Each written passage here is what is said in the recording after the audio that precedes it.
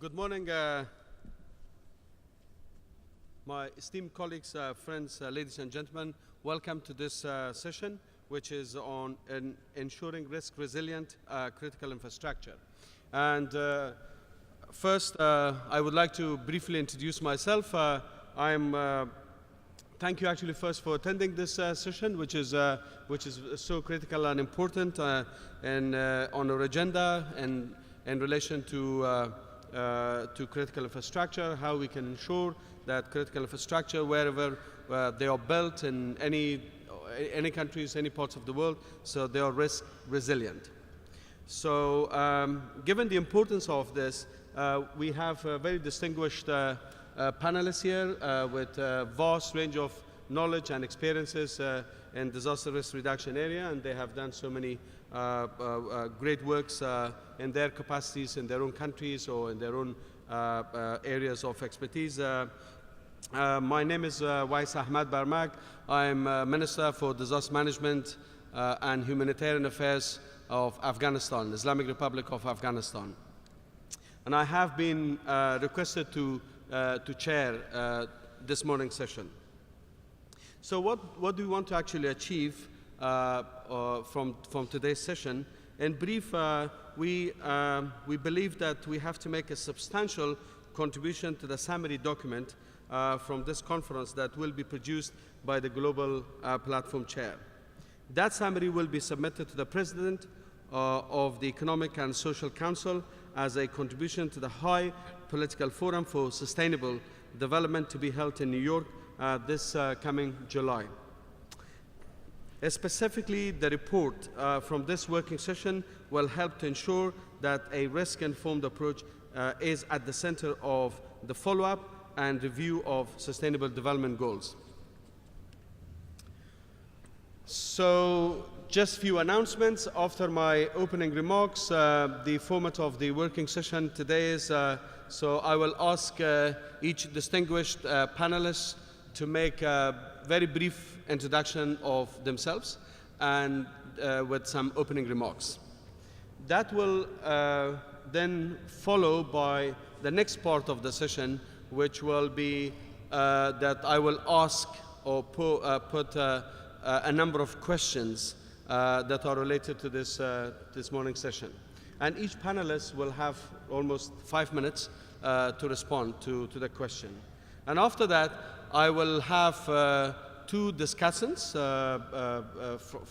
who are also with us in this morning's session.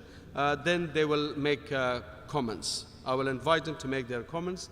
So once that part is done, then I will open the floor for questions. I'll take the question from the floor, and each distinguished panelist will reflect. So please make sure that when you ask questions, make sure that you identify one of the panelists that you want to ask the question from. So that will be then I will ask the panelists to reflect or respond to the questions you raise. So in this way, I will do my best to keep the floor and the panelists or the whole session as interactive as possible. So once that part is done, so at the end, I will again ask the distinguished panelists to make some closing reflections on the discussions and the questions would be raised from the floor, and also some of the calls and recommendations, strategic directions, recommendations that will be made by the panelists, and also some questions and recommendations that we'll receive from the floor. So recommendations, strategic directions will be definitely recorded, and we have a reporter for this session as well. So that would be the end of the session, and I will also make some closing remarks before I call the meeting to end. So that's the format, and right now I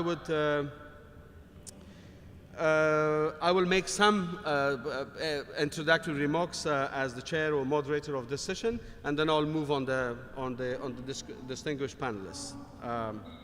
So let me talk about my concerns coming from Afghanistan. As you all know, and I'm sure you've heard about, my country. So it's a country that has, I would say, some of the least resilient infrastructure in the world. And it is unfortunately very open to most frequent and recurring risks in Asia. When you are reading the news and reports about Afghanistan, I fully expect that many of you will think essentially of conflict and insecurity in Afghanistan. Yet for ordinary Afghan families, even though almost 90% of the households experience one or more shocks in the recent years, especially in 2014, climate and natural hazard-related shocks are far more common than security ones. Infrastructure and the right kind of infrastructure can help mitigate those shocks, including through increasing economic activity and supporting reductions over time in poverty, social exclusion, and inequity. According to the World Bank, for example, which estimates that a 10% rise in infrastructure assets directly increases GDP by up to 1% percentage point. According to one report which I have read, so the current global project pipeline in Asia alone is estimated over $3 trillion investment in infrastructure. And this, it's a huge amount of money, and it is spent on different types of what we call critical infrastructure. So our definition of critical infrastructure actually, not only in Afghanistan, but I think probably now worldwide accepted. So when we talk about infrastructure, so in general, we talk about roads, we talk about bridges, we talk about power supply systems, we talk about our water supply systems, we talk about now gas and telecommunication system, and we also talk about the schools and hospitals and clinics that are all critical infrastructures for each country that we have. So this amount, as I just indicated, so definitely will increase in the next few years, probably 4 or 5 years. If we take all these huge sums into consideration, if they are managed well and spent in the right areas in the right ways, they could make a significant difference to achieve sustainable reductions in poverty and inequality, I think, in the world we live. From my own perspective, I'm actually interested in understanding how can substantial investment be directed to meet the needs of the poor and the most vulnerable. I'm also interested in understanding how we can ensure that such investment is resilient within itself, resistant to natural and other shocks. I am also interested in understanding how we can ensure that such infrastructure will be financially and functionally sustained, especially for countries like my own with limited tax raising, revenue collection, or technical capacity. Lastly, I am particularly interested in how the infrastructure we create and manage can be used specifically to mitigate the shocks faced by the poorest and the most vulnerable in our countries. So, what do we need to do if we are to make existing and new infrastructure risk resilient? To my mind, this requires a number of separate tasks. It's just my reflection. Firstly, anticipating risks and hazards, understanding the interplay between natural, human, economic, and social systems. Secondly, assessing those shocks, those risks, identifying external and internal threats to physical and intangible assets alike, as well as understanding the vulnerabilities that may exist within them. Thirdly, planning and investment to prevent risks where we can and mitigate them where we must, including through the implementation of locally appropriate operational and construction systems and standards. Fourthly, preparation including information sharing and training to promote community resilience, education in schools, and for households, and capacity building for institutional respondents. Fifth, planning and practicing for disaster recognizing that unforeseen consequences and the nature and severity of any disaster may limit the ability of any plan to be applied as effectively as anticipated, but recognizing that failing to plan is failing to fail, is planning to fail, sorry. Sixthly, establishing response mechanisms that are flexible, capable of being rapidly applied, drawing where possible on locally available support. Such response mechanisms need to have clear and agreed governance and command and control systems that embrace government and civic institutions, community organizations, and our international partners. Lastly, ensuring business continuity for government and private sector as a precursor to recovery, including budget planning for disaster recovery.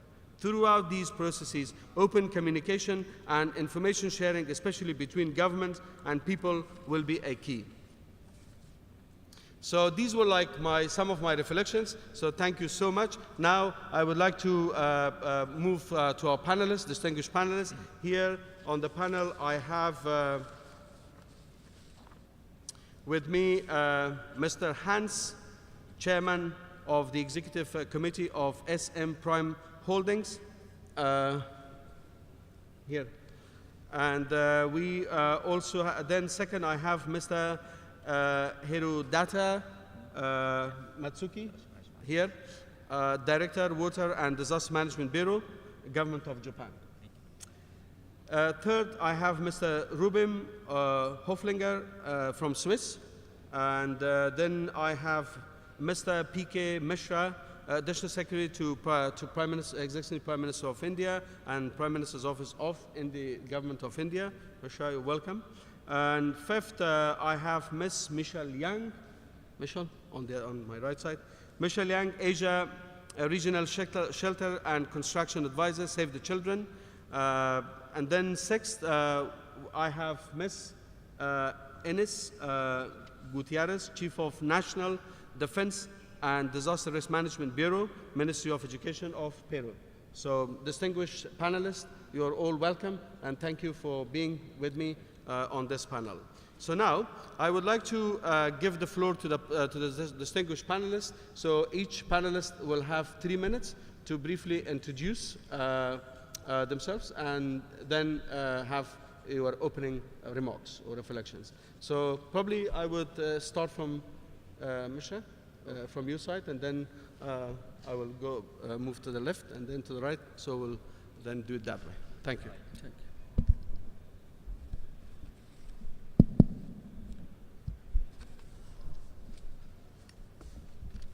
Thank you, Mr. Chairman, for a very comprehensive introduction. Oh, sorry, I have to introduce. My name is P.K. Mishra. I work in the Prime Minister's Office, Government of India. About 2 decades ago, around, I started my activities or various types of assignments in the disaster management. I was associated with cyclone in the late 1990s. Then, of course, the Gujarat earthquake of 2001. I was the CEO of the Gujarat State Disaster Management Authority. Subsequently, I was also Secretary to the National Disaster Management Authority, and so I have a long association in disaster recovery. I must say that Mr. Chairman has given a very not only comprehensive but insightful introduction. He has mentioned what are the steps we need to take. He has outlined 6-7 steps, starting from how to anticipate risk, planning, implementation, and so on. At this stage, I would like to mention that we in the sense that all the stakeholders, whether national level policymakers, local level administrators, people's representatives, and so on, the most important aspect is that we must be convinced, we must be aware that critical infrastructure needs more focus. Because as we have, in fact, we studied 10 disasters, and it was found that more than 65% of loss to public assets is relating to critical infrastructure. Hence, it is extremely important to focus on this. Then, of course, it affects not only economic activity but social well-being, particularly affecting the poor and the handicapped. And I have seen in my own eyes during the Gujarat earthquake of 2001 how not only the power system, roads, and other infrastructure got damaged, disrupting communication, disrupting economic activities, but also schools and hospitals. In fact, in the district headquarters of Kutch district, Bhuj in Gujarat, the most important, the largest hospital collapsed. Large number of patients, doctors, they all died. There were school buildings, school students died in large number. So I am giving only one example. There are many such examples. Hence, it is very important to look at critical infrastructure as a part of our disaster mitigation efforts. At this stage, the time is short.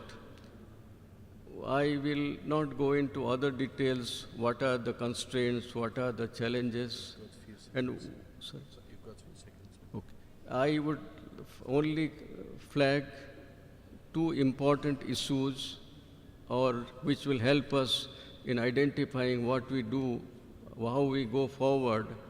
Number 1, we talk about national level issues, international issues, but we must focus on local level stakeholder, whether municipalities, whether administrators, whether community, how to ensure that their capacity is built, how to ensure that they are sensitized and they take all measures to make critical infrastructure disaster resistant. And the other one, of course, there is a lot of good practice in many areas, and we must have a cooperation, international cooperation. In India, we have initiated some steps.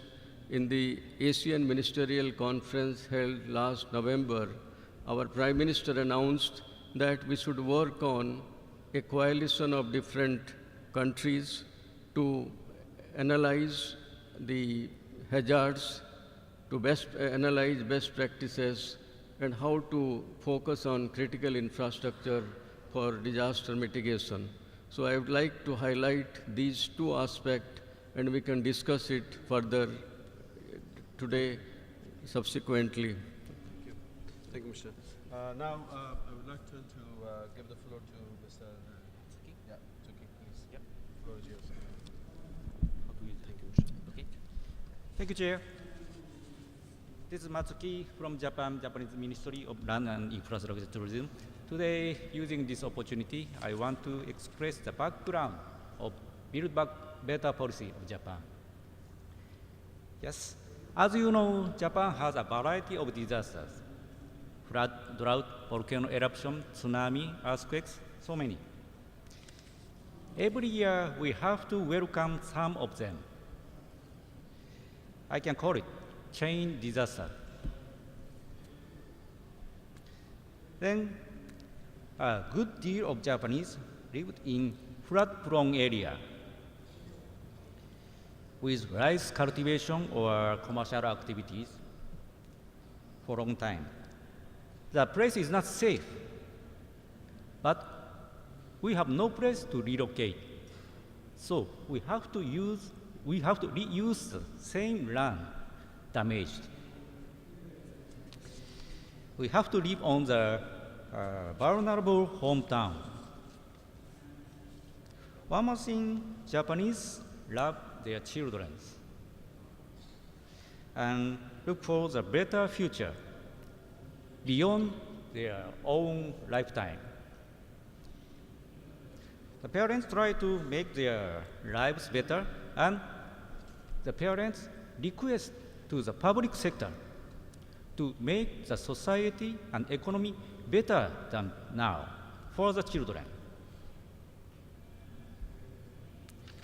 That's why Japanese government put high priority on the critical infrastructure management. From one disaster to the next disaster, we are managing the resilience improvement cycle. Yesterday I mentioned chain disaster and vulnerable hometown and parents' request. These are the background of the policy Build Back Better of Japan. Thank you. This is my first comment. Thank you, Misaki. And now I would like to turn to Misha. So please, the floor is yours for 3 minutes. Okay. Thank you for the introduction. Yes.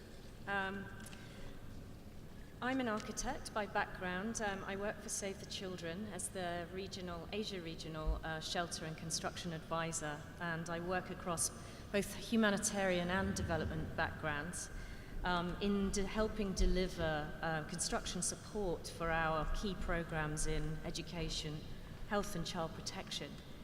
And as such, I have 2 recommendations I want to make today. One of which very much in support of what Mr. Mishri has already mentioned. But the first one I'm going to mention being that NGOs and their donors, critically, need to ensure adequate levels of technical support are provided throughout the construction process for provision of risk-resilient infrastructure, whether it's in a humanitarian or a development environment. And also, all actors involved in school or health facility construction really need to involve community-based approaches in all stages of the project cycle. It's clear from multiple field visits I've made over the years that NGOs and donors have long paid inadequate attention to the resilience of buildings they construct. We recognize, and we must recognize, we work in difficult contexts, often delivering significant portion of rural infrastructure, for instance, health and school construction projects, in contexts where low construction quality is the norm. Very often these environments are unregulated, even if there is a national building code in place. In recognition of the high risk this poses not only to our own programmatic successes, but also to the beneficiaries of these services we're providing, we've devised a set of Save the Children construction policies, benchmark standards and tools which aim to address the whole project cycle systematically, from proposal development through design, implementation to handover and maintenance. A critical requirement in these guidelines we've produced is that all of our construction work in support of key programming must budget for between 5 to 15% of total construction value to pay for technical design, site supervision and oversight of any construction process we undertake. Together with the Construction Standards Working Group in the Global Shelter Cluster, we realize that there are a significant portion of other NGOs finding the same thing in the field, and that we have significant support in generalizing these standards across the NGO partners of the shelter cluster to ensure wider endorsement of these standards are taken up, and that we can then advocate to donors that this becomes a requirement from their side as well. Going back to the second point on community-based approaches, in terms of addressing both greater resilience of critical infrastructure in the communities they serve, this is definitely an approach that can be a transformational component of safer school building or health and clinic building. There's compelling evidence now available that community involvement at all stages of construction program can significantly enhance community risk awareness and improve community construction practice overall. Guidance on this is now available in the form of the Towards Safer School Construction, a community-based approach. We also are launching a website here, saferschoolconstruction.com.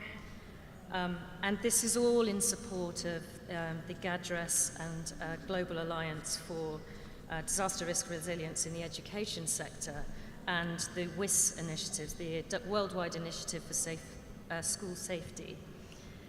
And that's it. Thank you. Could I just ask again the distinguished panelists? This opportunity is just to introduce yourself very briefly, and at the same time focus on the major areas of disaster research in terms of critical infrastructure. But at the same time, then, because we have another format where I will ask specifically those questions, and then you can reflect, your knowledge and experience in this particular area. So, thank you. Please, now the floor is yours. Thank you, His Excellency. Ladies and gentlemen, good morning. It's a privilege to be part of this working session. I am Hans C. from the Philippines. I represent SM Prime Holdings, one of Southeast Asia's largest integrated property developers. We build shopping malls, high-rise condominiums, and hotel, among others. I started to be part of UNISDR in 2012 as a member of the Private Sector Advisory Group, and am now with ARISE, the Private Sector Alliance for Disaster Resilient Societies.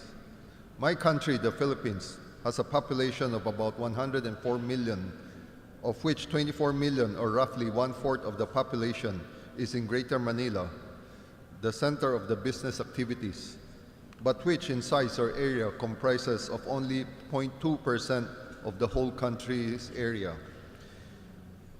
In a year, Philippines has an average of 20 typhoons. Considering this vulnerability to typhoons, some of which really be destructive, understanding and recognizing disaster risks in areas of business is important because of both the direct and the indirect impact this can obviously have.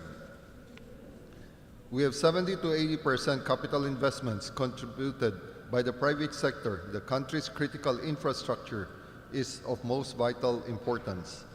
Based on Sendai framework, businesses depend on critical infrastructure such as facilities for safety and security, transportation, communication, and business services such as power and water. An efficient and resilient critical infrastructure is imperative for overall well-being of the nation, its citizens, and its economy. The government, in turn, expects business to be DRR responsible in the areas where they operate. On the whole, achieving resilience is a combined effort of part of the government, the private sectors, and civil society. As a businessman, I take responsibility in doing my share towards DRR to keep our business stable and highly sustainable. I invest in resilient infrastructure and employ methods for disaster risk management such as risk assessment, early warning system, BCMs, and continuous effort for capacity building. Investing in resilience is definitely one of our key strategic goals. While the cost of DRR continues to rise, let us see it as an investment that translates not only to immeasurable returns, but a greater safeguarding of our communities, our customers, and the general public.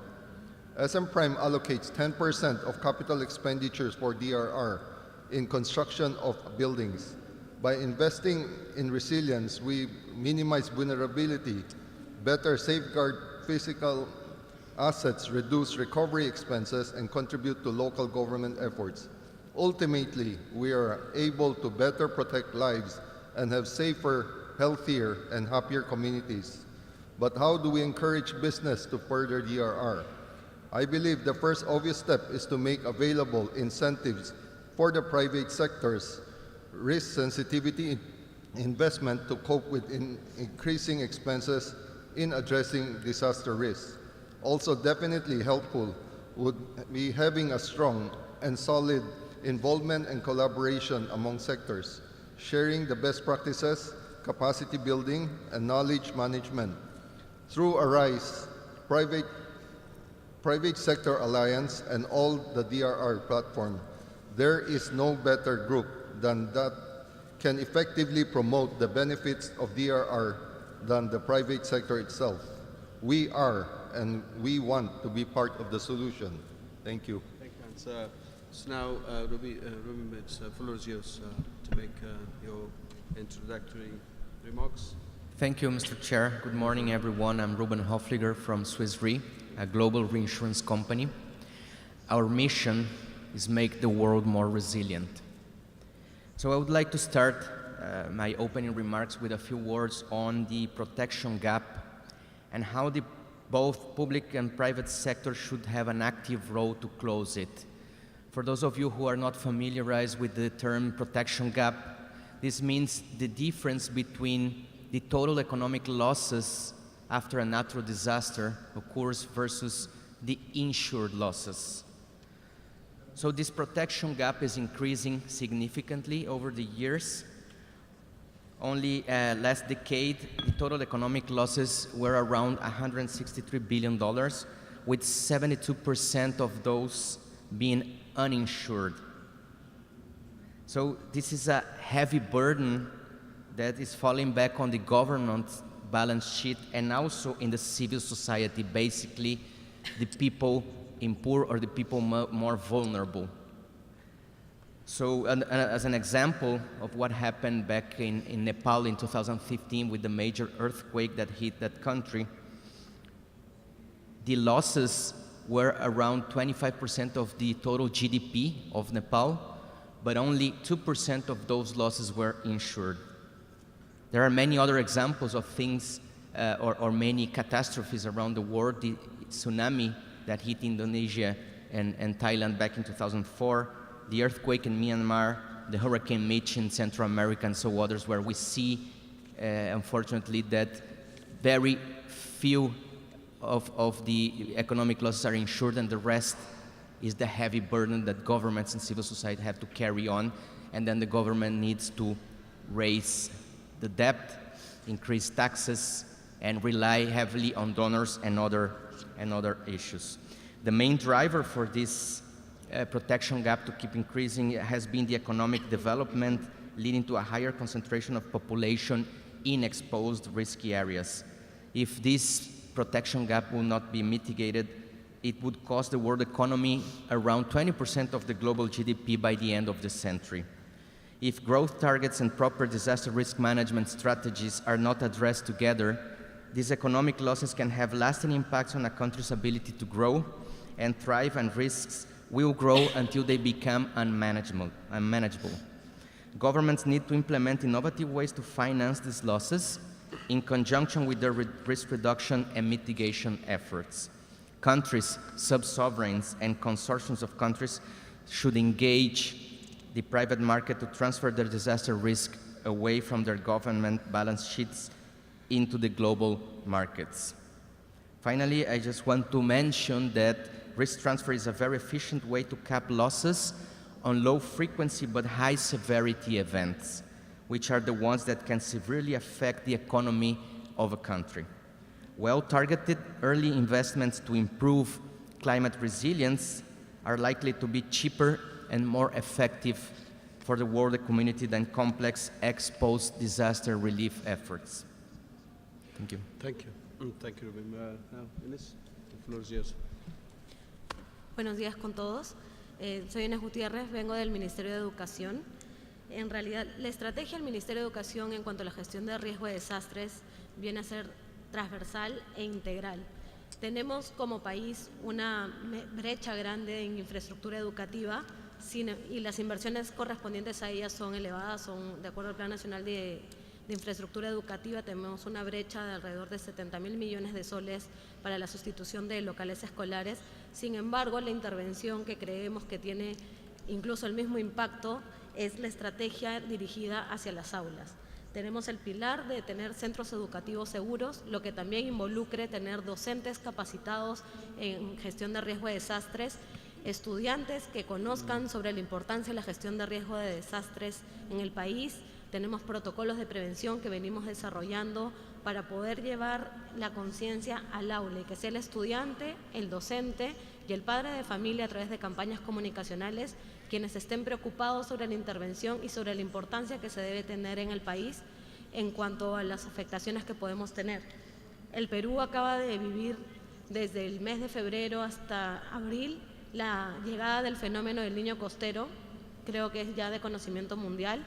El Perú se vio muy afectado, más de 2.600 instituciones locales escolares fueron afectados en toda la costa norte del Perú y en algunos casos en la sierra, y eso nos pone a nosotros, además de la brecha que ya teníamos, se sigue incrementando en cuanto a los desastres. Entonces el país, como no tenemos tantos recursos para intervenir directamente en la infraestructura, estamos viendo opciones alternas de menor costo que permitan generar este sentido de resiliencia en la infraestructura, aparte de ver la reestructuración de los espacios escolares, porque la creación de los espacios escolares depende del nivel local.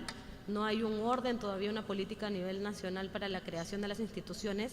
Lo que el Ministerio busca es que con herramientas de menor costo y sobre todo con la capacitación de los docentes, de los directores regionales de educación, se pueda reorientar las inversiones y que vaya tanto de la mano en el ámbito comunicacional para incentivar a la población a que tenga un manejo más consciente de dónde se encuentra ubicada. Incluso hay muchos centros poblados que se encuentran en conexiones de quebradas que se pueden ver afectados por los movimientos de masa. En Perú tenemos más de 10 tipos de afectaciones: las lluvias, inundaciones, huaicos, los terremotos, y tenemos el problema de baja temperatura, que es lo que ahora viene afrontando el país.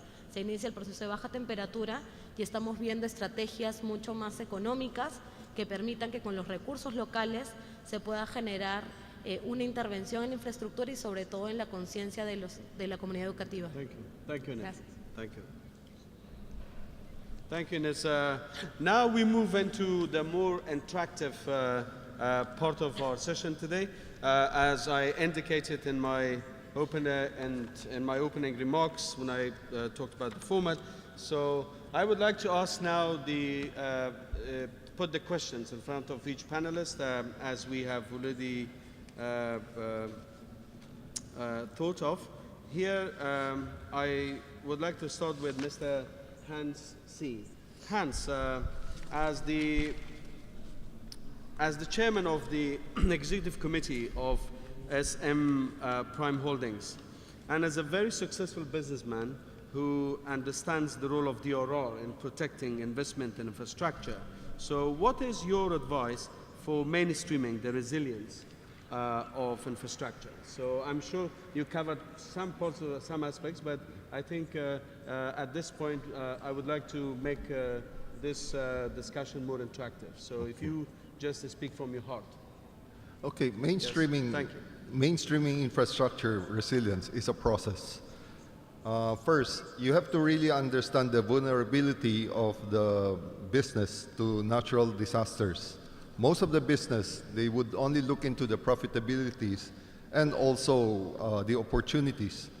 Well, it is equally important to look at vulnerability of the business to natural disaster and calamities. Another one is identify the risks, not only to the business, but also to the communities and to other stakeholders. Employ scientific methods, risk assessments, and mitigation. Another one is set goals and commit. Allocate a substantial or reasonable amount towards disaster resilience budget. Also, seek strategic partnership with the government. Government should create incentives for business to invest in risk reduction. And also, raise public awareness and education on importance of risk reduction. Lastly, be an example. Be a DRR advocate.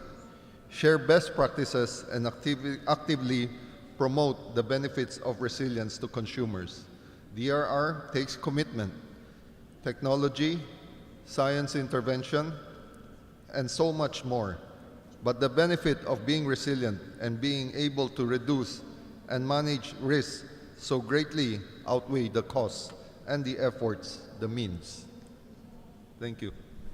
That's great. Yeah, thank you. These are very, very salient and big points you made. Now I move to Mr. Matsuki. Yep.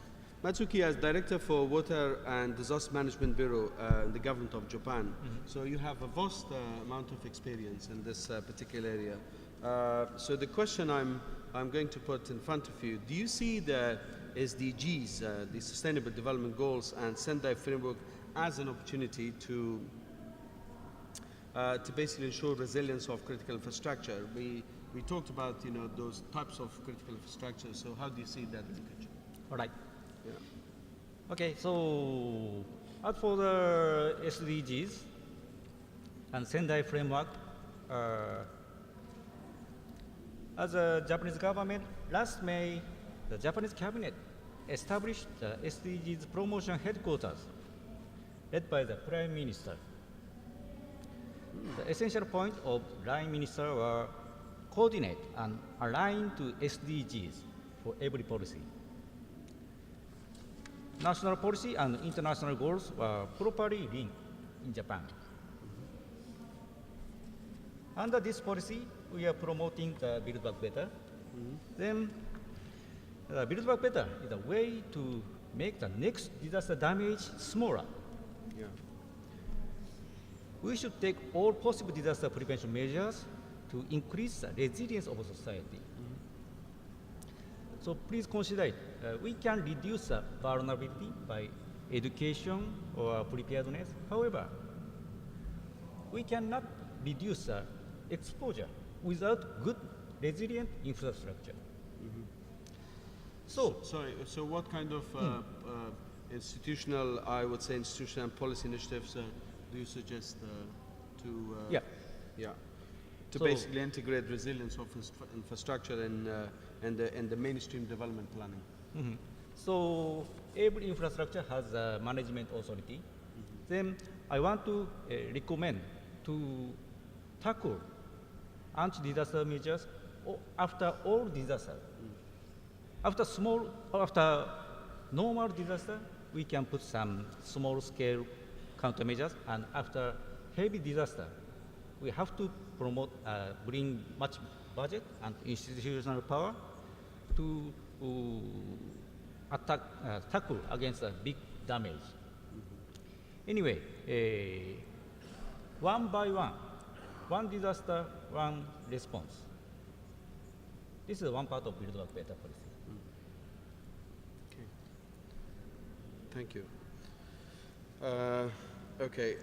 Now, I would like to move to the third panelist, Ruben. So, what changes do you wish to see in current approaches to ensure increasing investments in resilient infrastructure by the development banks, international donors, governments, and the private sector? And how can we forge a strong partnership between the governments and insurance industry in this area? So with that experience you reflect in your opening remarks, so how do you see? Thank you. This is a very relevant topic, I think. First, we need to work together to make the infrastructure more resilient. The government can do it alone. The private sector cannot do it alone, neither the development banks and the donors. We all need to work together to understand the risks in order to be able to develop a strategy around the actions needed to reduce and mitigate those risks. But it's an important point here, because when we talk about reducing and mitigating risks, this can go up to a certain point. After a certain point of doing all the necessary risk reduction measurements, you get into a point what we called the residual risk, which is if you want to move further, implementing further disaster risk reduction measures, it will be much more costly and ineffective than transferring the risk. So this is where the insurance sector comes in, to take out from your balance sheet that residual risk that you don't want to bear, that you already know, you already understand that risk, you already have taken over the years the necessary risk reduction measures, and now you know that the residual risk, and then you have the ability to transfer the risk to the insurance sector. It's important to mention that there is a lot of collaboration being driven between the insurance sector and governments, international community, civil society to make the world more resilient. We need really to step up, move forward with this initiative. There is not a lack of insurance supply, it's important to highlight, but there's still a lack of risk understanding, risk behavior, lack of insurance knowledge, and sometimes we see, unfortunately, the pressure to use budget resources on other priorities, hoping that nothing will happen during a specific administration or a mandate. I would only mention that, finally, there is no need for international donors to spend more money. It's just to spend it smartly. Thank you. Thank you. Risk transfer. So we'll talk about it later. So how do we see the risk transfer and risk reduction? What is the nexus? What's the relationship between developed countries and the developing countries, Asia, and especially in poor countries? So how do we make sure that the risk transfer concept will work, given the fact that our countries, especially in Asia and Pacific, they still continue to suffer from the chronic poverty is still there, but at the same time, so how do you make sure that the private and public sector partnership would work in that context? Anyway, so now I would like to move to Mr. P.K. Mishra from Prime Minister's Office of India.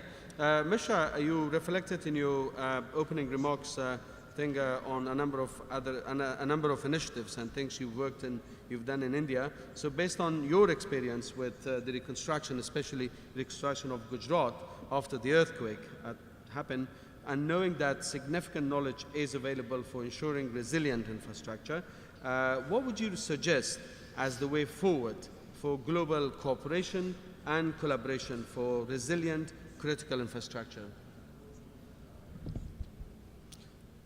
Thank you, Mr. Chairman. I will suggest 3 broad areas for international collaboration.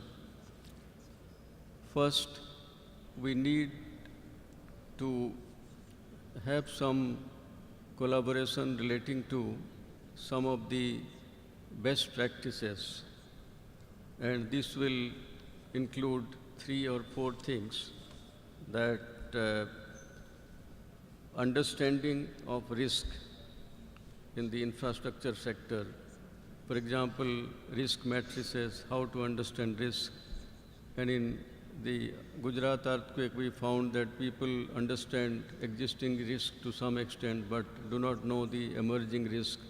Or in case of infrastructure, for example, it will be designed for the existing rainfall data, but future rainfall pattern may change. Or if the road is required for accessibility but lack of drainage, so design problem. So understanding of risk.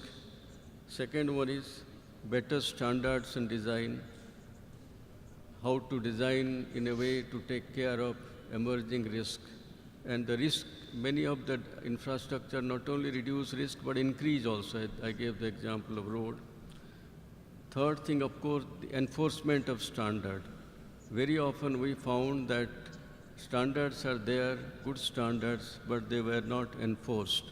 The local municipality had not included in their bylaws, it was optional. So how to enforce it?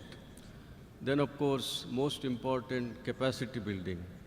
Because that time we discovered that even graduate engineers who were good engineers, but they were not very proficient in seismic related engineering or disaster resistant. So on all these, and of course financing and risk transfer, that was also some of the initiatives were taken. So all these will require international cooperation. So 3 areas I would suggest. Number 1, international cooperation. For that, as I mentioned, we have already initiated step to have a coalition of different countries. We have interacted with some of them, so that one can share knowledge in those areas which I just enumerated. Second thing is the financing institutions like Asian Development Bank or AII, Asian Infrastructure Bank, or New Development Bank, World Bank, and also national level large financial institutions. They can play an important role in this area of ensuring that new infrastructure, as one estimate says, that in Asia alone, next up to 2030, next 15 years, huge amount of infrastructure will come, which can be trillions of dollars worth of infrastructure. In fact, much of the infrastructure which will be there is yet to be built. So it's a very, very good opportunity for us to ensure that in another 15 years during the Sendai framework, we have disaster-resistant infrastructure. And finally, number 3, that how to ensure, because ideas are there, we have the knowledge, we have the capability, and in any discussion we can always identify what are the problems and what should be done. But the important thing, how it is to be done. And how it is to be done not only at the national level, of course national level or provincial level, one can talk about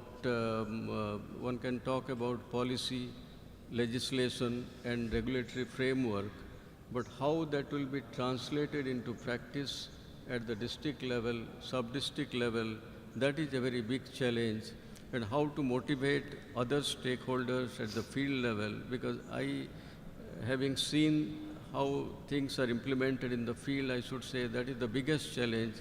And most importantly, how to motivate the stakeholders, including not only government officials, but also NGOs or even the community, and how to ensure their capacity building. I think these are some of the areas where we need a lot of things to do, and there is tremendous scope for collaboration.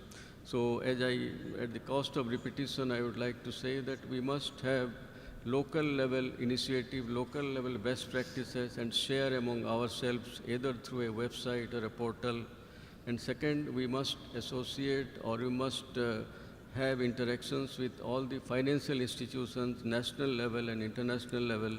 And third one, an international coalition among countries to share our experience, share our knowledge, and even research also. It can include some of the research activities in all these areas. Thank you. Thank you, Mr. for making those specific recommendations. Thank you, Mr.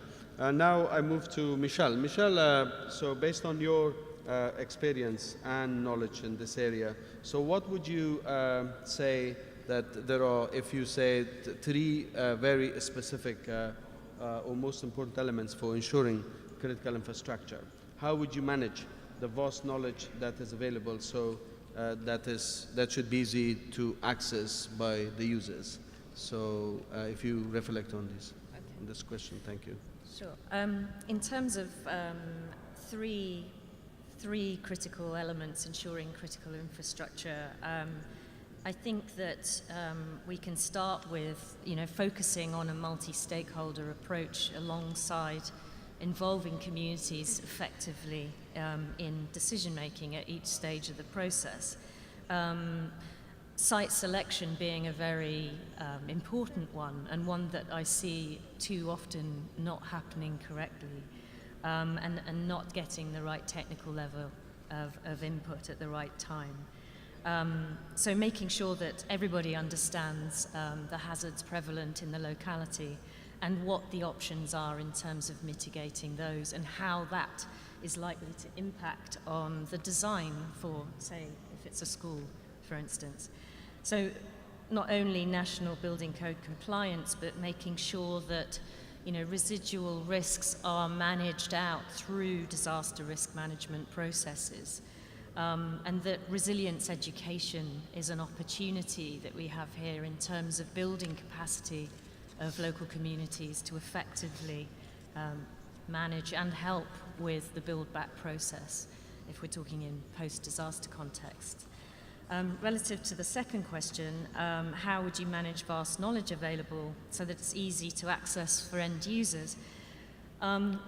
It's very contextual as to how you manage knowledge in design terms and in communication terms to communities. Obviously, depends heavily on literacy levels and understanding and technical capacity within communities. So, making sure that any technical design is translated into visual aids that are simple and and easy to follow, making sure that we've got learning by doing, so training of masons, for instance, which we're heavily involved with in Nepal currently. By actually training on the job, you get far greater uptake of safer building technique.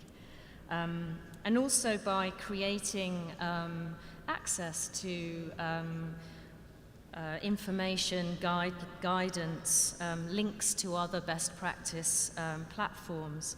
So, for instance, towards safer school construction and the Safer School Construction website, we've made a guidance document, but then translated that into videos so that non-technical staff managing construction projects, together with technical staff, can actually look and see how things have been done elsewhere, sort of in real time on video. Thank you, Michelle. Thank you. So now I would like to move to Ms. Enis, again, Chief of National Defense and Disaster Risk Management Bureau of the Ministry of Education of Peru. Based on your experience, how can national strategies and plans for protecting and upgrading and preserving critical infrastructure be developed and implemented? You talked about the school safety, but if you elaborate more on this particular question, thank you. Sí. En el marco de Escuela Segura, que es lo que se impulsa por parte del Ministerio de Educación, en realidad lo vemos, como dije anteriormente, de una manera integral. Consideramos que tanto el componente de la infraestructura, del espacio físico, del local escolar, tiene la misma importancia que la capacidad que se genere en los estudiantes y sobre todo en los docentes, quienes son los que guían y orientan en el marco de una emergencia. El Ministerio ha desarrollado, bueno, en realidad el país tiene ya políticas nacionales, que es el Plan Nacional de Gestión de Riesgo de Desastres. Hay un sistema, el SINAGER, en el cual se enmarca toda la intervención del país en cuanto a las emergencias, y es lo que ahora, en el marco del FEN costero, como mencioné, se ha activado e incluso se ha impulsado mucho más.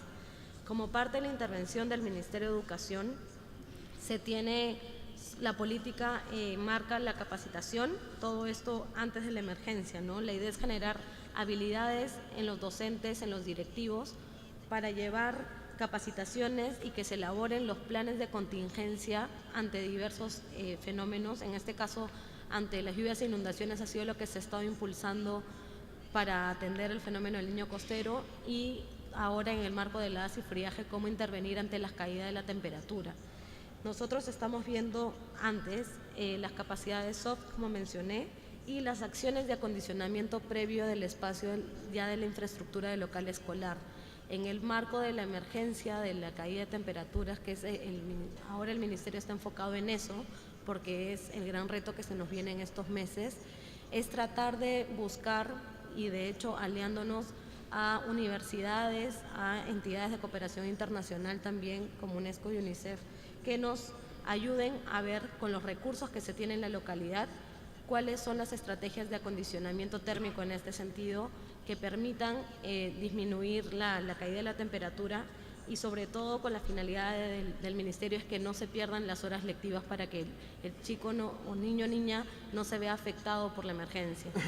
Parte de esta intervención, como digo ya a mayor detalle en el marco de la friaje, es el uso de recursos locales, tanto humanos, con asociaciones de voluntarios a través de universidades de conocimiento ya de ingeniería que tiene el país, como conocimiento de nueva tecnología, esto a través de cooperación, tratar de buscar alianzas que permitan la mejora en la infraestructura para poder atenuar, como dije, la caída de la temperatura.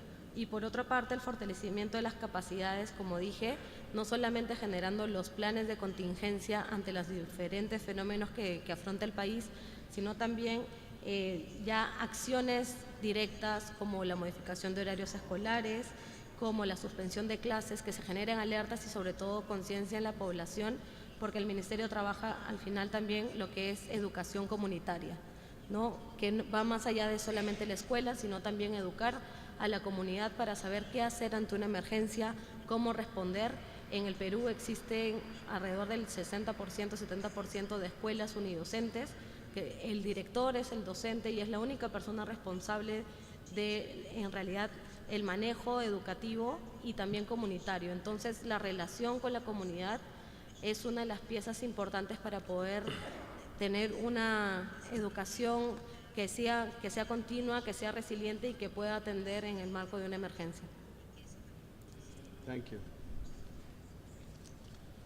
Thank you, Nis. Now, I would like to actually call upon our distinguished discussants who are with us here, but unfortunately I just learned that one of them is not here with us today, but I would like to call on Ms. Paulina Alejandra from Ministry of Public Works of Chile to make her comment on the panelists, on the questions we just discussed on the panel. Where is she? Yes, please. I was looking this up. Bien, respecto a lo que se comentó acá, y dado que mi área en específico es el diseño de estructuras de puente, considero que es muy relevante que se mejoren las normas de diseño de la infraestructura vial, entendiendo que los puentes son estructuras que deben seguir en funcionamiento luego de un evento sísmico, para permitir la conectividad y llegar de manera rápida con la ayuda a las zonas que han sido devastadas. En el caso nuestro, Chile es uno de los países más sísmicos del mundo. En los últimos 7 años hemos tenido 2 terremotos y al menos 3 sismos de gran importancia. Felizmente, nuestra infraestructura vial ha tenido un buen comportamiento y eso se debe principalmente a que hemos estado trabajando en la mejora de los criterios de diseño con la cooperación de JICA, que es la agencia internacional japonesa, y tenemos un nuevo normativa de diseño y también hemos estado trabajando en protocolos de monitoreo. A su vez, todo este conocimiento que hemos adquirido lo hemos compartido a través de Proyecto Kizuna, que ha entregado capacitación a países de Latinoamérica y el Caribe, donde se ha capacitado a más de 20 profesionales en el área de diseño de estructuras de puente. Y mi comentario final es eso: creo que es muy relevante mejorar las normativas y los códigos de diseño para prevenir, digamos, el colapso tanto de infraestructura vial como infraestructura pública y privada, hospitales, aeropuertos, colegios, etc.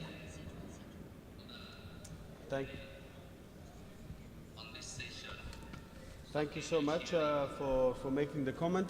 As you heard from all our panelists on their areas of expertise, which are all related to how to make sure that, you know, any type of infrastructure we built in our own countries for facilitating service delivery to the people of our societies. So we have to make sure that they are resilient, they are risk resilient, and they are safe. The whole environment is safe. So given that, now I would like to open the floor for questions. So please let's make sure that, you know, you raise your hand and then you identify the panelist that you want to ask that question. So I think I need some assistance. So yeah, okay. So please introduce yourself and identify the panelist you want to ask the question. Thank you. Thank you very much. Good morning to you all. I'm Gary de la Pomeroy. I'm chair of the UNESCO Task Force for the Built Environment, which is a very small secretariat. We look at the adverse trends and also the gaps. And this is really to all the panel for a comment. Resilience, to maintain resilience, starts after the new build. Building codes are in place to set the standards. Beyond that, we have the challenge of maintaining resilience. So therefore, what we do need is a stringent maintenance program. And this is often neglected. And this is why we end up with decaying building stock. So we don't see this often within strategy, and I think this is something that really needs to be implemented very strictly from government and from local authority. Maintenance policies and maintenance standards, especially for your schools and your critical infrastructure, hospitals and so forth. So I'd like to ask the panelists if they agree with that, and do they have any experience of this being implemented? Thank you. Thank you. That's very important question, yes. So I will take 3 questions and then ask the panelists to respond. Please, you, and we have to be careful about the gender sensitivity as well. So then, Madam, you will put the question. Yeah, thank you. No, it's okay. If you want to ask the question, then okay. Ladies first, yeah, no problem. I'll take any opportunity, so appreciate. I'd like to ask about what Can you please introduce yourself? Yes, Marla Peddle, and I'm with Save the Children. Okay. And I'd like to ask those of you who've been addressing the school safety issue, what kind of commitments that you expect to see donors and governments and INGOs making? What kind of ethical commitments can we be expecting, to be made? Third question. Thank you. I'm Cosmas Goemans from the Dutch government, the National Focal Point DRR. The Netherlands last year was chair of the European Union, and we put critical infrastructure high on the agenda. And 2 elements came out that were also important, that were cascading effects and hybrid threats in our new societies. Together with the European Commission, we developed a kind of frame for an exercise, for a multi-stakeholder exercise to think it over. It's an initiative. I heard a lot of initiatives, building codes, how to make it sure. Could you please tell me if there is an initiative within UNISDR for a guideline for critical infrastructure, and perhaps you, as panelists, could be the first group to lead that or to introduce that or to set it up. And the Netherlands is offering to help you with a book outline of the VITEX exercise and the experiences we had in EU. Very good. Thank you. So now I would like to ask the panelists to respond to these questions. So first, I think the first question was on the importance of maintenance. So I think the question was towards the whole panelists, because it's very comprehensive and that should be covered by all panelists. And then the second question from Save the Children, I think probably Enes, you and Michel can reflect on the schools safety. And the Netherlands, the UNISDR, the guidelines, so that should exist to ensure critical infrastructure. So I think this global platform today we are here, basically all the recommendations and the calls that I think at the end we will put together. So I'm sure that will help UNISDR to come up with that kind of book or guidelines. And I think the experience and the work you have done in Netherlands will definitely feed into that and will help UNISDR to use, I think, your knowledge and your experience during the preparation of that kind of guidelines by UNISDR later. So now I would like to ask all panelists to reflect on probably on the maintenance, and then move on to the schools, and then on the question from our friend from Netherlands. Thank you. So yes, from right. So this is not my area of expertise, but I can tell you, in my previous role as the head of the Natural Disasters Fund in Mexico, maintenance is really a challenge due to the lack of resources, at least when we're talking about public schools, public hospitals, highways, bridges. The infrastructure keeps getting old, and if you don't have the proper maintenance, you're totally right, natural disaster comes, and then it's much more vulnerable, it's much more exposed. What we did, and it's still being done in Mexico, what I think is one of the main strengths that Mexico has, is the focus of building back better. So after a natural disaster occurs, the Natural Disasters Fund invests a huge amount of resources to make the infrastructure more resilient, to build it taking into account the new construction codes and norms, to make sure that you're taking into account the new return periods of the natural hazards, natural phenomena, to make sure that the infrastructure is being built safer, it's being built mitigating the risks for the same type of natural phenomena, or even more severe phenomena won't affect and damage this infrastructure again. Thank you. Michelle? Yes, well, taking the maintenance question first, it was a very key part of our construction of these standards that we have put in place in Save the Children, recognizing the fact that if we don't maintain buildings, they are not going to remain safe. And it's very much a part of the way in which we are committed to the comprehensive school safety framework, and that we're making sure that our construction teams, and where possible our DRR teams, are working together to ensure that pillars 1, 2 and 3 are linked, and that opportunity between pillar 1 and pillar 3 make sure that maintenance becomes a very upfront conversation at the start of a program, because it's going to influence the design at the end of the day, and around how you can mitigate the environment around the school, access to the school, and also what materials you're going to choose and what kind of cycle of replacement they may require within that design. So I would say that is very much central to our ethos, let's say, in the construction policies. Relative to Marla's question on ethical commitments, I think as Save the Children, we have a very clear one in that it's in our title, and we should not be building anything that is likely to threaten or harm any of our beneficiaries. And we're hoping that these standards are going to help encourage the whole NGO partnership across the global shelter cluster, of which we are advocating for more uptake of this, and also to ask that donors recognize there needs to be quality standards upheld around construction, and we don't see enough of that being asked from us at the moment. Thank you, Michelle. Michelle? Thank you. I think the question of maintenance, it's a very good suggestion, and it needs probably more serious consideration.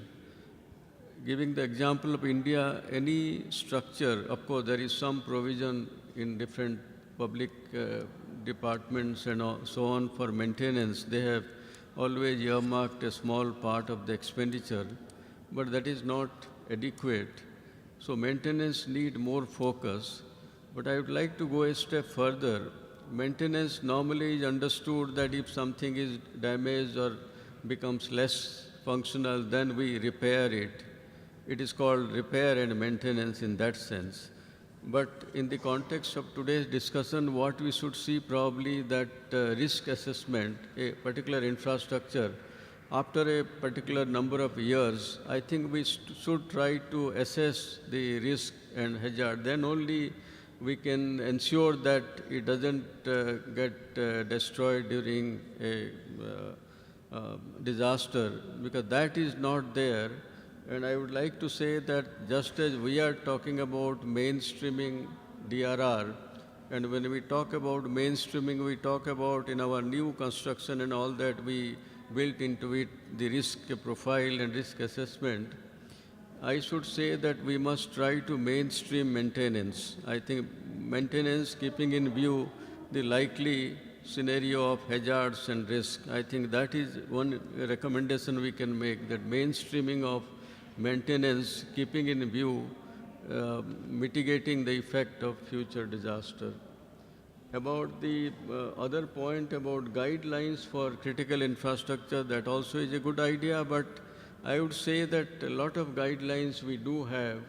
What we need is a guideline for how to implement, because having been a practitioner for a long time, I have seen where we lack, not in terms of guidelines and standards, but how to put it actually in operation in the field. I think that is a bigger challenge, and that needs probably greater focus.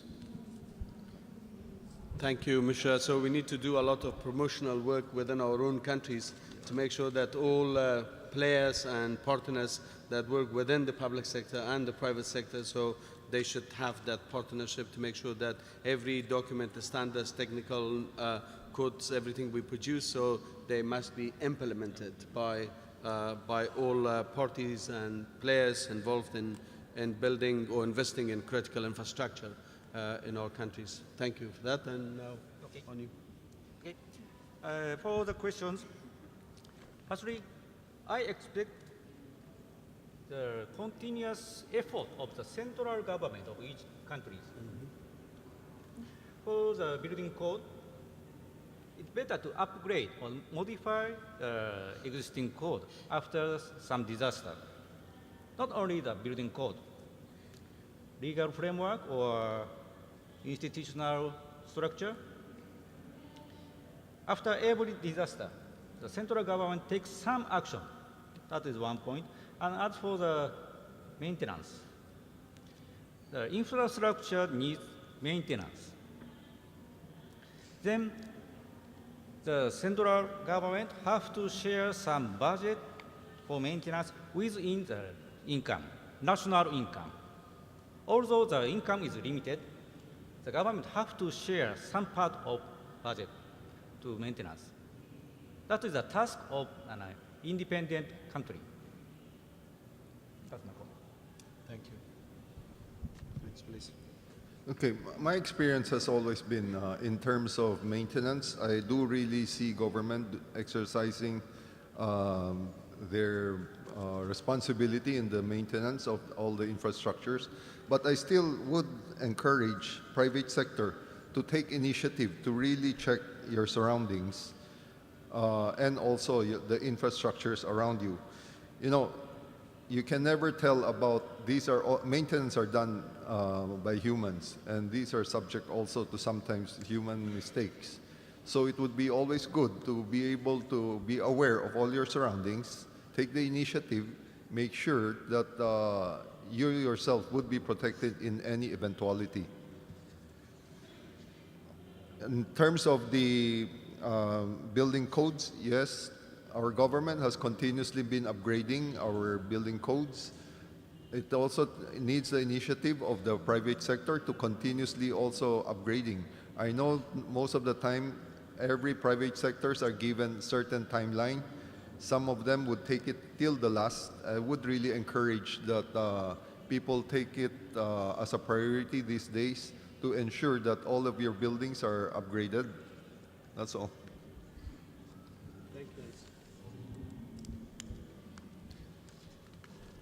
En cuanto a las políticas de mantenimiento, el Ministerio de Educación todos los años en la programación que se tiene como país incluye una partida que es justamente eso, ¿no? Trabajar en el mantenimiento de las escuelas que se tienen. Si bien no se puede llegar al 100% de los locales escolares que se tienen en el país, se llega al 75% de los mismos. Hay una estrategia priorizada para dar mantenimiento a la infraestructura educativa. Y el Ministerio tiene una norma técnica que enmarca 11 componentes de intervención, de los cuales siempre se prioriza la infraestructura y sobre todo el agua segura, el que tengan acceso a un servicio de baños, agua, el mantenimiento, vela por los techos, por las paredes. En el Perú tenemos diversos aspectos geográficos. Las necesidades de la costa no son las mismas que las de la sierra y las de la selva, y sobre todo se ha evidenciado este año. Normalmente se transferían 300 millones de soles para atender a 52.000 locales escolares.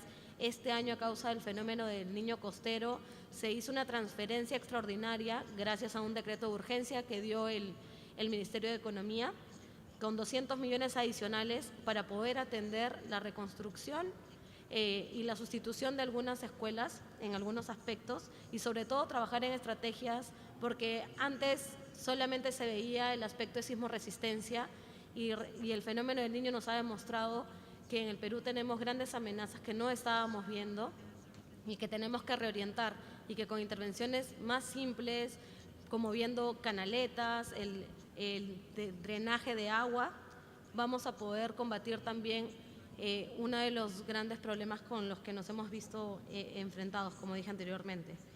En cuanto a la seguridad de las escuelas, efectivamente es un compromiso del Ministerio y trabaja de manera muy activa con la cooperación internacional y ahora con las universidades también de ingeniería del país para poder ver, como dije, estrategias de solución nuevas que tengan un ámbito también más tecnológico, pero sobre todo con usos locales, uso de recursos locales porque los grandes problemas que tenemos todavía como país es el acceso al recurso para financiar grandes obras. El Ministerio trabaja hay un tema de autoconstrucción, lamentablemente hay muchas escuelas que todavía se generan con autoconstrucción local, por lo tanto no todas tienen una certificación o estructuras realmente validadas de acuerdo a la norma que tiene el Ministerio, la norma técnica de infraestructura educativa, pero el Ministerio, todas las intervenciones que la hace, ya está considerando, además del sismoresistencia, todas las amenazas adicionales con las que se tienen en el terreno. Como dije, trabajamos de la mano con cooperación y ahora estamos viendo también de parte del área de la Dirección de Infraestructura Educativa que se haga una actualización a la norma de infraestructura para que atienda tanto la intervención en los diferentes espacios geográficos que tenemos. Gracias. Thank you so much. More questions from the floor? Oh. You from the first floor, please introduce yourself. Then from this side, if you could please from the first row, and followed by you on the second or third rows. Then we'll, but 3 questions and then move to the next round. Please. Yeah. Thank you very much. My name is Yolanda Alberto. I am an assistant professor at the University of Tokyo. And my question is regarding the collection of information after a disaster. I know that most of the budget is directed to, of course, trying to restore the original state, but I wonder, what do you think that the government or the private sector should invest on collecting information for using this information for research and then later improving the state, especially of lifelines? And I also would like to know, what do you think should be the collaboration between the public and the private sector to share this information and to be able to build databases that could be useful to later improve these lifelines and, of course, the standards for building new lifelines? Thank you very much. Thank you. And this side? Sorry. Okay. Thank you. This is Zubair Murshid from UNDP Arab States region. My observation or question is to Ruben about the role of insurance sector and the issue of protection. You know, unlike some of the developed economies where we see insurance sector certainly playing a very important role in promoting disaster resilience, in many societies where we work, we find that insurance sector actually is extremely small, and there is not much appetite for insurance in the building sector or in any other sectors. So maybe the preconditions for insurance sector do not exist in some of those societies. So we come across a wall when we talk, like I have been talking to insurance sector in many of the countries in the Arab region, and basically they say we don't have much wider scale to talk about integrating disaster risk reduction into insurance sector. So probably you could highlight how to maybe you have worked on these issues, how to promote in the culture of insurance in countries where there is no culture of insurance as such. The third question from the third row, if you could please. Yes. Thank you. My name is Hugo Yepes from the science sector in Ecuador. And my question is complementing the previous one. Last year in April, we had a 7.8 earthquake that is not as well known in the international community as the Gorka earthquake in Nepal a year earlier. And as a result of that earthquake, more or less 850 school buildings suffered some degree of damage or were destroyed. They were not insured, and the education minister declared that it was cheaper to rebuild or retrofit what was damaged than buying insurance. So the question is how to, actually comment on this, but also how can the example of the official authorities that consider that these are very rare effects is not helping also the private sector as an indicator that insurance is a good way of transferring risk, or is not? Thank you. So I think our panelists do not need to, every panelist do not need to reflect on these three questions, but I think anyone who wishes to respond to these three questions asked, so I appreciate it. Mr. Mishra? Okay. And then I think on the insurance culture, so you could reflect.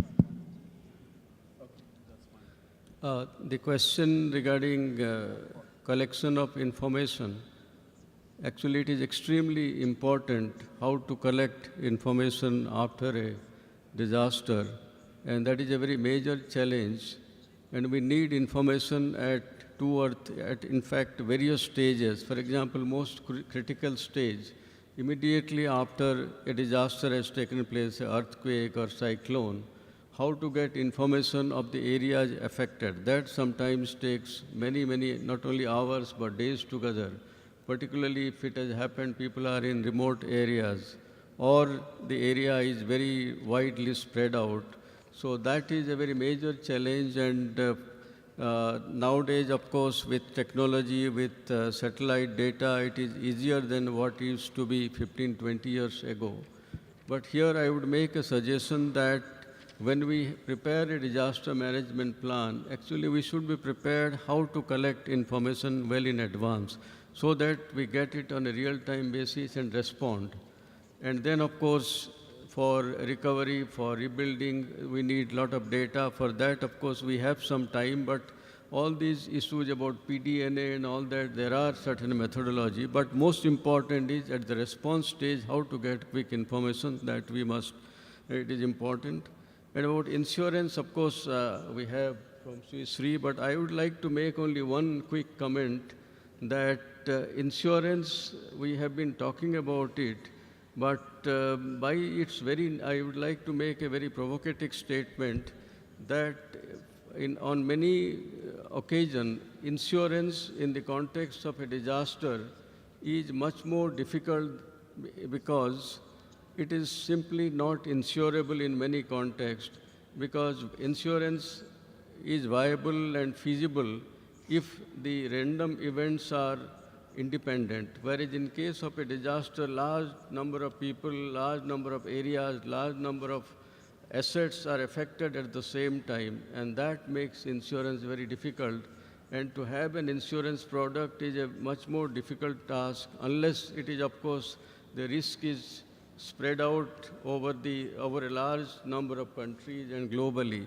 Within a national context, insurance of large valued assets may be very, very difficult. I think it's a very strong recommendation, so I'm sure my colleagues will definitely take it. So on the insurance culture, Ruben? Yeah, thank you very much. So there's many questions and comments around it. I would say first regarding the lack of local appetite, you're right, that happens in several countries. the main strength of being a global reinsurer is that we have the ability to diversify our risks all over the globe. So we can take the risks that local insurance companies cannot do it because it's too costly for them, because they need to grow severe technical reserves to take NatCat coverages. So this is the strength of the global reinsurers. We develop structured products that can support. There's not a one-size-fits-all. It's tailor-made structures to take, as I mentioned in the opening remarks, to take the burden off of the governments and civil society when we talk about NatCat solutions. So what we do is we have, in my case, my area is an area specifically designed to work with sovereigns and sub-sovereigns, with governments, with national governments and local governments, others, to help them to understand how insurance works, what is the importance of insurance, what are the expected losses that you can have if a major disaster occurs. So we work together with them to try to understand what are the main critical points that they want to insure, what are their priorities, capacities, and needs.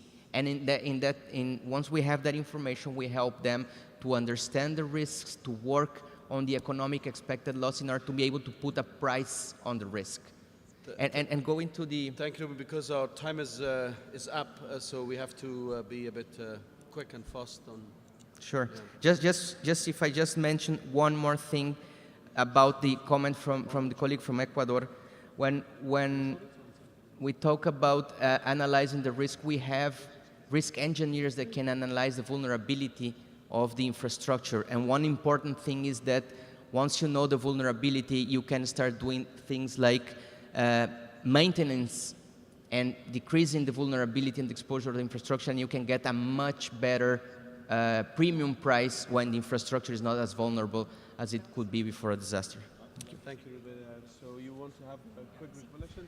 Then I have to wrap up because I'm so sorry for some of our friends in the audience that if they do not have the opportunity to ask the questions, but I think it's because of the time constraint. I should wrap up quickly after your comment. Thank you, Chair, for giving me the chance to make some short comment for insurance. So insurance is a good risk transfer method by private sector. Then private sector needs a visible return and manageable business plan. On the other hand, the public sector with the indirect return, and they need long-term perspective, and they have a final responsibility for human loss and society continuity. Then I expect to the private sector to provide a good insurance and an active role on a solid critical infrastructure managed by the public sector.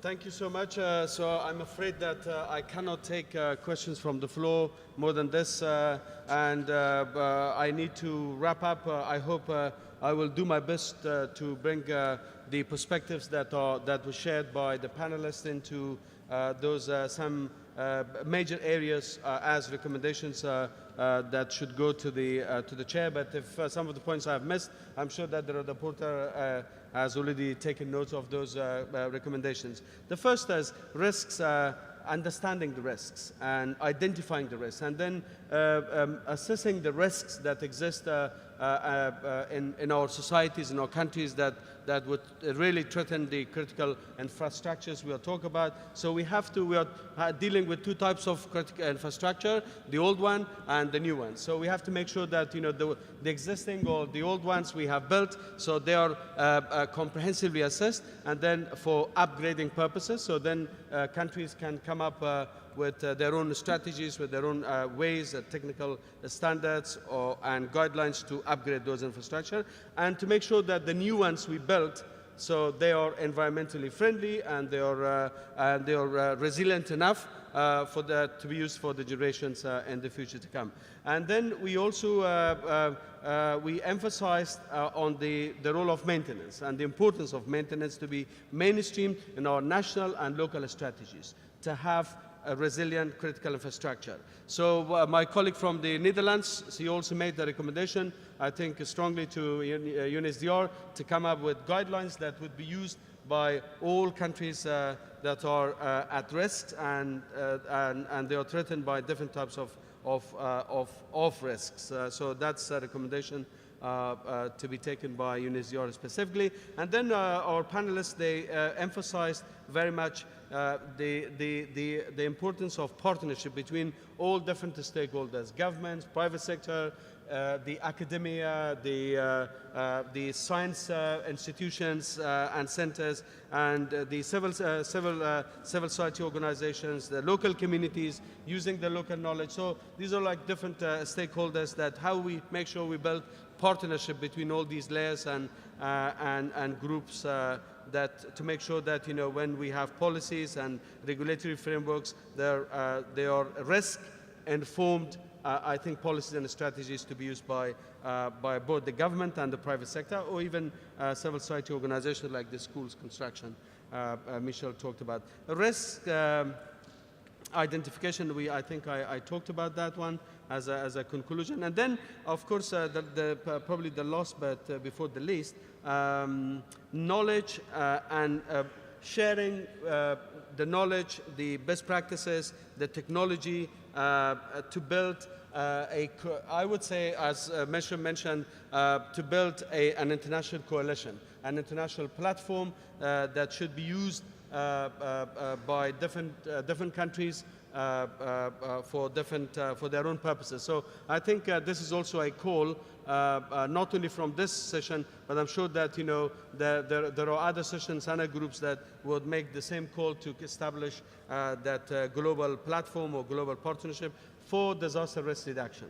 So finally, on the role of private these insurance companies. So I think this is an issue. It's a big issue between, you know, as Michel also pointed out, I think the risks that affect or cause damages to these critical infrastructures, owned either by the private sector or the public sector. I think there is still a room for more debate on the role of insurance companies, because we are dealing with two types of countries in the first world and countries in the I would say in the third world. So, and especially those countries which are in Asia and Pacific. So we have to be aware of the contextual realities.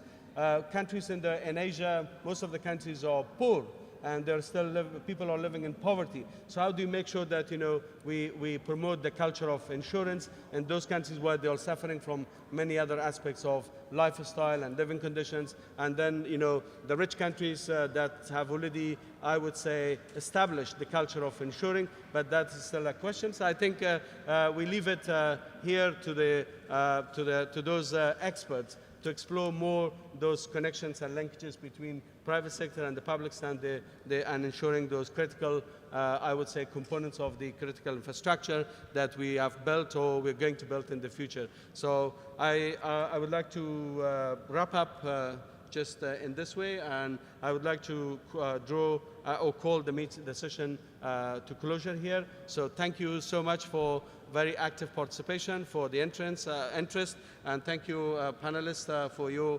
recommendations and for sharing your expertise, your knowledge with the audience. And I hope that your recommendations and most of the recommendations and calls you made are taken into consideration by the colleagues who are responsible for taking the notes. So thank you so much.